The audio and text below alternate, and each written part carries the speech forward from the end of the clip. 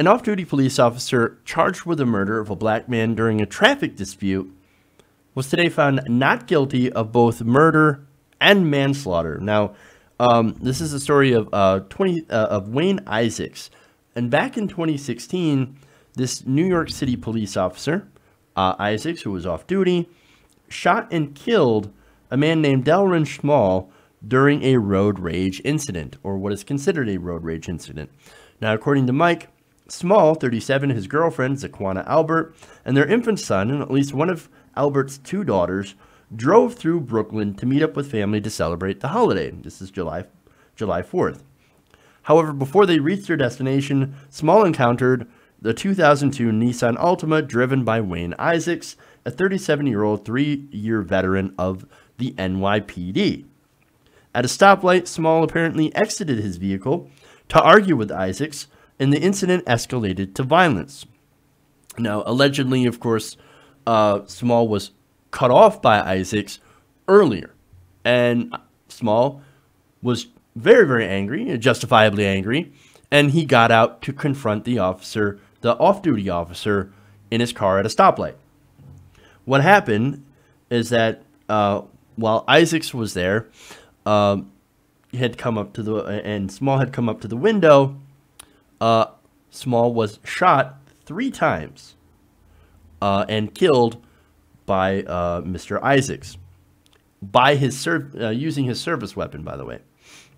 Now, early on, of course, Isaacs was like, well, no, like, the guy punched me like 3 times, man. He was a danger. I feared for my life. So I grabbed my service weapon and I fired 3 shots and had to kill him. It was self-defense. It was self-defense.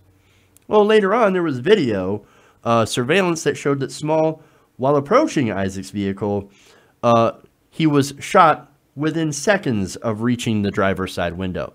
So he didn't have time to punch him in the face. He didn't have time to do violence. And plus, there was a lack of evidence on the violence or on the part of Small. Okay, there was no evidence that Small had punched the guy in the face.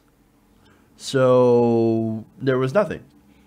Black man walks up to a window of an off-duty police officer who did put another family in danger by driving recklessly and gets shot within seconds. And to top it all off, that police officer now gets no jail time, no punishment for doing what he did.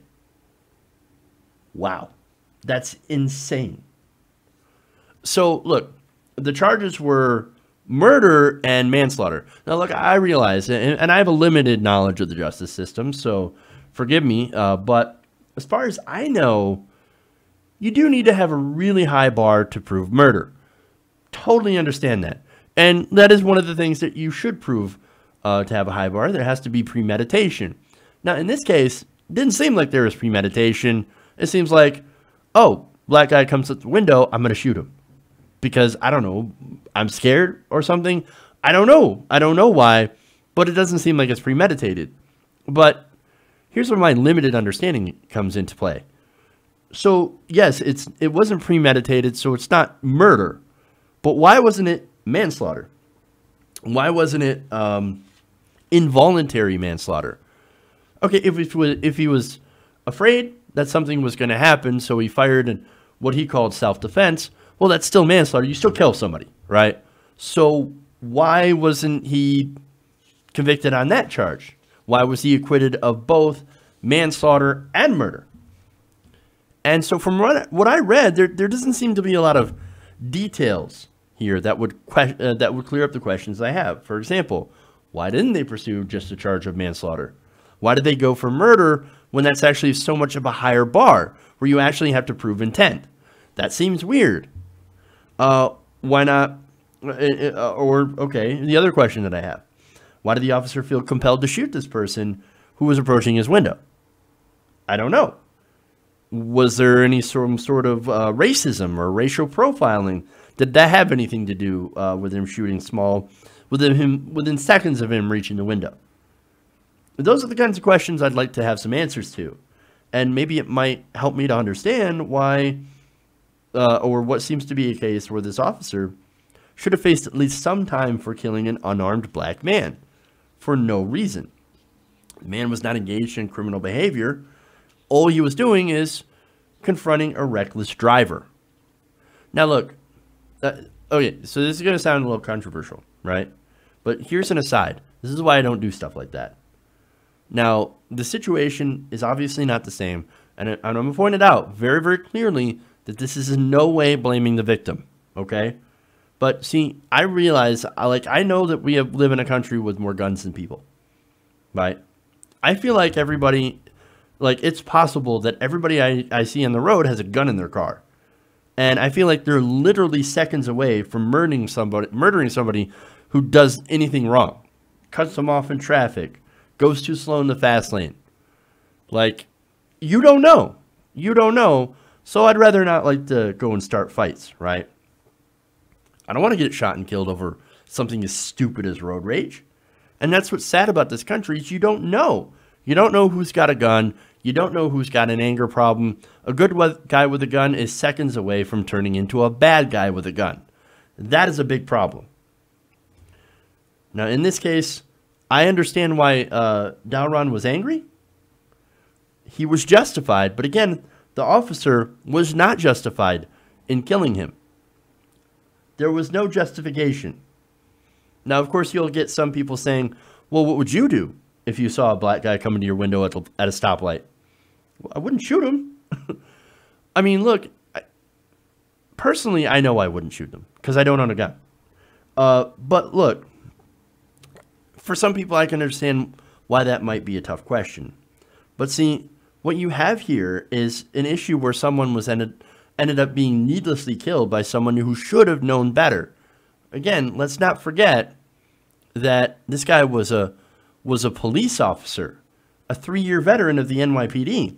This is somebody who was specifically trained to de-escalate violent situations without resorting to violence.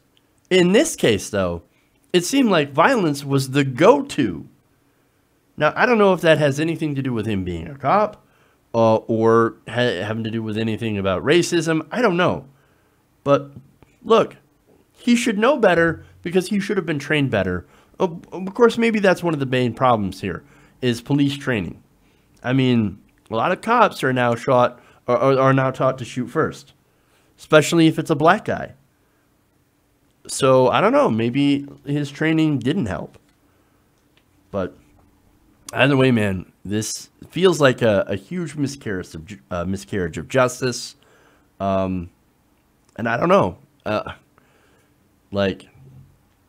I was hoping that more police, thanks to, cameras and surveillance and body cams and all that stuff, I had hoped that more police would actually face justice and actually be held accountable and to a higher standards.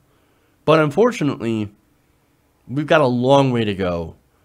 Even with all this evidence right in front of our face, we have a long way to go in this country before we do see any sort of justice on issues like this, on police shootings. And that is incredibly sad. Hey everybody, thanks for watching this video. If you want to see more like this, please hit the subscribe button below. And if you want to support truly independent progressive media, please consider becoming a patron at patreon.com/TYTNation.